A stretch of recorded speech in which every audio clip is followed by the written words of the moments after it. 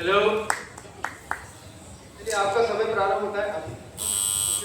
आज का जो हमारा टॉपिक है वो है कि OTT platform ministry of information technology के अंदर आई है, जिसको ministry of information technology control करेगा। क्या ये सही है कि गलत? तो मेरे हिसाब से सही है, क्योंकि अगर हम बात करें ओटीटी प्लेटफॉर्म की तो ये ओवर द टॉप प्लेटफॉर्म, इसका फुल फॉर्म होता है, ये एक इंटरमीडिएरी का काम करता है। जैसे कि हम देखते हैं कि जैसे कि हम फिल्म देखने के लिए थिएटर जाते थे, तो उसी प्रकार से ये इंटरमीडिएरी है कि हमको एक फिल्म देखने के लिए हम स्ट्रीम कर सकते हैं ओटीटी प्लेटफॉर्म पे। ओटीटी प्लेटफॉर्म का सिग्निफिकेंट बहुत ज़्यादा है, क्योंकि अगर हम यूजर्स की बात करें तो हमारी कंट्री में लगभग 2 करोड़ लोग लगभग उसके यूजर्स हैं। साथ ही साथ ऐसा देखा गया है कि मार्च तक इसका रेवेन्यू 500 करोड़ होगा और आने वाले 2025 तक इसका 4000 करोड़ होगा। तो रेवेन्यू और उसके यूजर से हम पता लगा सकते हैं कि कितना जरूरी है ये। इस पे गवर्नमेंट इसीलिए इस पे प्रतिबंध नहीं कहूंगा, पर एक तरह से रेगुलेट करना चाहती है, क्योंकि हम ये देखते हैं कि जो भी चीज हम देखते हैं और जो भी चीज हम लोग जहाँ देखते हैं तो हमें देखने को मिलता है कि वो चीजें हमारे दिमाग में आती हैं और वैसा बिहेव करने लगते हैं। तो ओवर द टॉप प्लेटफॉर्म काफी जरूरी है। साथ ही साथ इस चीज में मैं यहाँ पे करना चाहूंगा कि ओवर द टॉप प्लेटफॉर्म की अगर हम बात करते हैं तो पहले हम देखते थे कि ये रेगुलेट नहीं की जाती थी। पहले इसका सेल्फ रेगुलेटरी मॉडल था, जो कि था IAMAI, internet and mobile association of India, जिसके कारण कुछ ऐसी चीजें देखी गई जो बहुत ही गलत थी। जैसे कि एक तांडव हमारी वेब सीरीज आई थी जिसमें हमने देखा कि शिव जी का मजाक, शिव जी के बारे में थोड़ा गलत कहा गया था, जिससे हिंदुओं की थोड़ी भावना ठेस पहुंची थी। साथ ही साथ मैं YouTube को भी एक सोशल मीडिया इंटरमीडिएरी या ओटीटी प्लेटफॉर्म बोलूंगा, क्योंकि उस पे भी ओटीटी मूवीज स्ट्रीम्स होती हैं और उस पे हम देखते हैं वायरल न्यूज वगैरह आती है। तो इन चीजों को रोकने के लिए गवर्नमेंट ने इन चीजों को रेगुलेट किया। मैं यहाँ पे बोलना चाहूंगा कि गवर्नमेंट, अब कुछ लोग बोलते हैं कि गवर्नमेंट ऐसा कर सकती है क्या?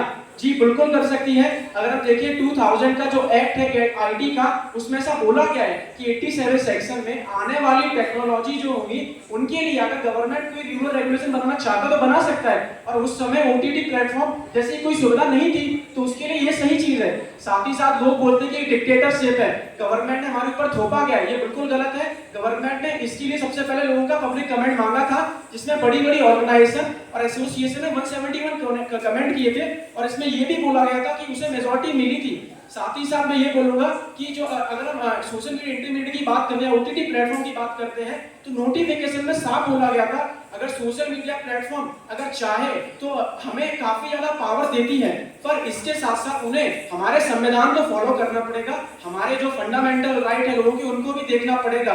केवल फ्रीडम ऑफ स्पीच पे दूसरों के फंडामेंटल राइट अगर हनन किए जाएंगे तो ये चीज बहुत गलत है। साथ ही साथ सबसे पहले नोटिफिकेशन उन्होंने ये किया कि सोशल मीडिया को 2 भाग में डिवाइड किया, सोशल मीडिया इंटरमीडिएरी और सिग्निफिकेंट सोशल मीडिया इंटरमीडिएट। इसमें यह था कि 50 लाख से जिनके ज्यादा यूजर हो पहले सेक्शन में, जो कम थे वो पहले सेक्शन में, और जिनके ज्यादा है वो दूसरे सेक्शन में।